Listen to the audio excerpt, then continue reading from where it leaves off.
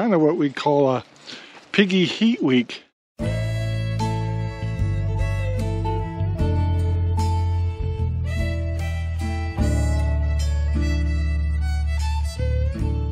Hi guys, welcome to the RangerRob Country Living channel. I got me and Sherry helping me out today, and we're gonna do a little snack.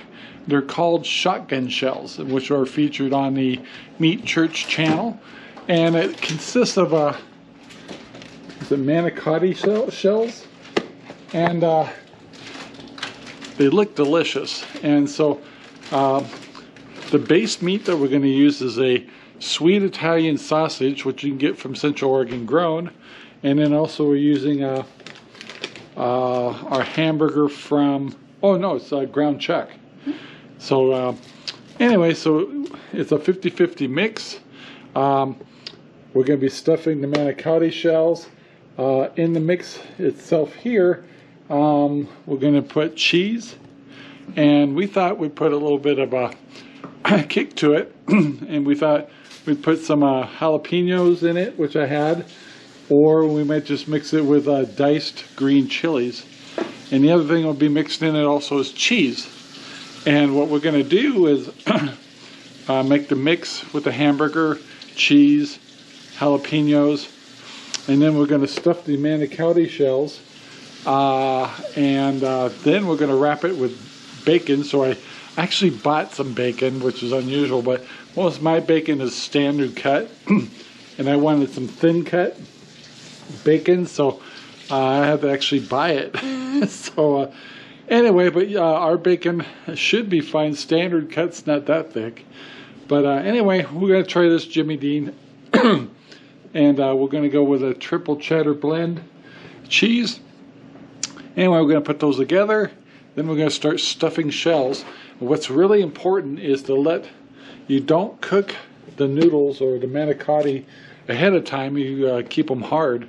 It's important that we let them sit after we get them all stuffed and wrapped for 4 hours before we start cooking. And we'll be cooking in the refrigerator.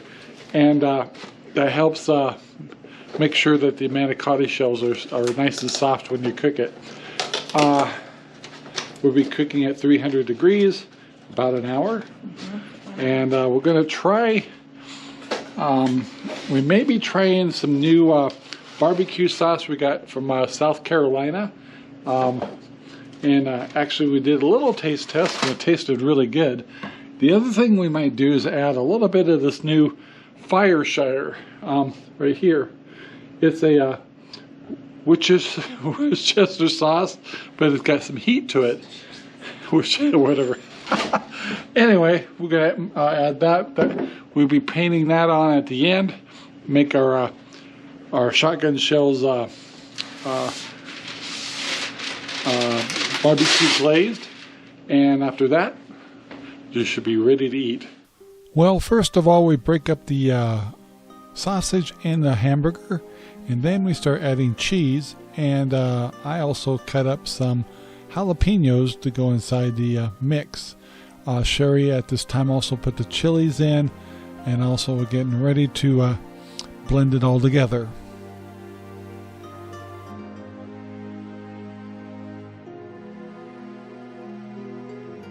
This is where we started adding the Worcestershire to the mix to give it a little bit of heat. Then we thoroughly mixed up everything again and started stuffing. Reminder is you do not cook these noodles ahead of time. The bacon and the inside stuffing will make these noodles nice and soft. So we found just doing it by hand, stuffing the shells, works really good. Alright, once you get all these things stuffed, it's time to get serious about the bacon. Yes, the bacon. Alright guys, so we got one tray of the noodles stuffed right here. And of course we have leftover mix here, and we do have a plan for that. So we're going to make a smoked meatloaf out of the leftover. So we thought we'd only do about 8 of these shotgun shells. two of us. Since it's just me and Sherry. And so next thing we got to do is wrap these in bacon. So what's important is not to put a lot of bacon on. Make sure you have a thin bacon, because that kind of ensures that it gets cooked all the way through. And important thing is try to cover most of the manicotti noodle with the strip of bacon. So we're going to give it a try. So we started wrapping bacon around these noodles, and it was harder than it looks. So Sherry was definitely better at it than I was, but it's important to try to cover up as much the noodle with the bacon as possible. So it took a little bit of practice. Of course, Sherry's looks a lot better than mine. Once we get all these things wrapped, we're going to use a rub on it from Meat Church, which is called Honey Bacon Barbecue, and that's what he recommends. And we've tasted it. It's a little sweeter, and it is delicious. So once we get these done, we'll sprinkle the rub on them. So we sprinkled our rub on there, and we also did all sides of the shotgun shells, and yeah, plan on making a mess. Make sure to be brisk with the rub and get them all done, and make sure everything's covered very well, and voila, finished product. Alright, now with the leftover meat and sausage and jalapenos and cheese, Sherry's breaking up some bread and an egg, and she's going to blend that in with the meat. Anything else you put in that? I'll put a little bit of milk in here, and then just some seasonings. Okay. So anyway, she'll blend that. We'll put it in a mold, basically. We'll freeze that. So you just take a bread pan, put your meatloaf in there, make sure you put saran wrap in the outside, and this is your mold. We're going to freeze this, and we can cook it anytime we want. Of course, everything we're doing here, we're cooking in our Traeger, and this is an amazing meatloaf. So just as a reminder, the meatloaf is going in the freezer, but the shotgun shells are getting ready to go into the refrigerator for 4 hours. Alright guys, I know it's kind of dark out here, but I'm at the Traeger, and we're about 20 minutes before the shotgun shells are done, and they're cooking very well.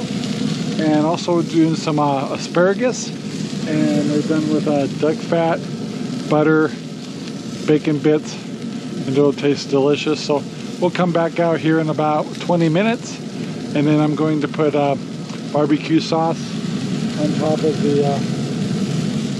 the shotgun shells and let them sit for another 10 minutes, and we'll be ready to eat. We're also having scalloped potatoes. So anyway, it should be a really good dinner. And voila, this is our finished shotgun shells and a finished dinner. Good morning everyone, this is RangerRob, and this is the next day. And before I get going, if anybody wants to know how good those shotgun shells were, they were delicious. So I hope you enjoyed the fact that we had a chance to kind of put them on film a little bit, get an idea how to make them. If you have any questions, just leave comments below, and we'll send you links to the recipe and stuff like that. So today is kind of what we call a piggy heat week. So according to our calendars, all three of our all two of our sows and also Maggie going to heat this week. So it should be a little bit more eventful with Desmond and the two girls, but we'll our expectations are just go with the flow. But anyway, we'll see how Desmond's acting with the girls. Meantime, we did get a little snow last night. It's a wet snow and it's melting, but it's gonna make it muddy out here. But let's get the piggies fed and see what's going on with the breeders. Alright guys, so I got all the pigs fed, and like I said, this is probably what I'll call a heat week. So all my girls in this paddock here should be in heat this week, starting with Maggie right here. So she's my biggest pig. Today is her due date for being in heat, and then Annie over here on the other side, she's due like Wednesday, and then I believe Maggie over there with Sparky is Friday. So there's Zelda.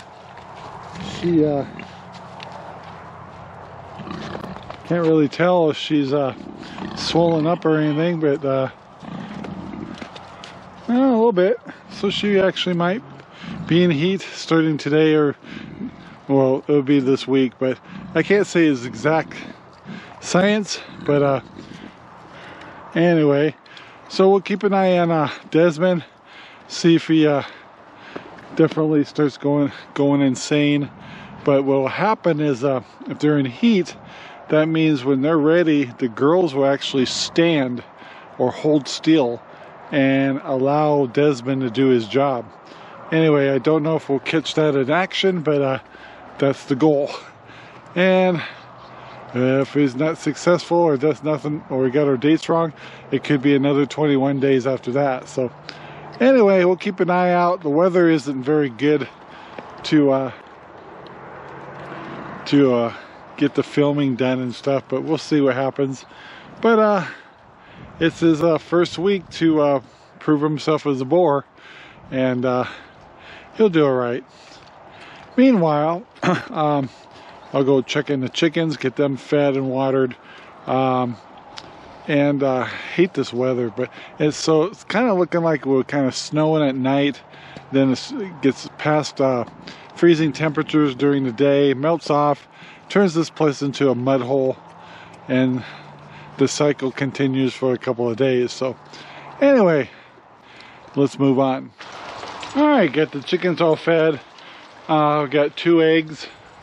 Our numbers are still pretty low, and yeah, but it's wet, it's miserable. It is not a sparkling day in Central Oregon, and yeah, but we made some good food last night, and got our chores done, and work on the computer a little bit today, and go from there. So anyway guys, I want to thank you for visiting. Thank you very much. Please take the time to leave some comments. We'd love to hear from you. Also hit the like and subscribe and share buttons. Those help us out too, and we appreciate it. So we're gonna head on out, and thank you very much for watching our show. Bye now. This video is made possible by RangerRob Poopy Bags, available in Amazon right now. Thank you very much for watching our video. Please take the time to like, subscribe, and share our videos all over the whole wide world. Thanks.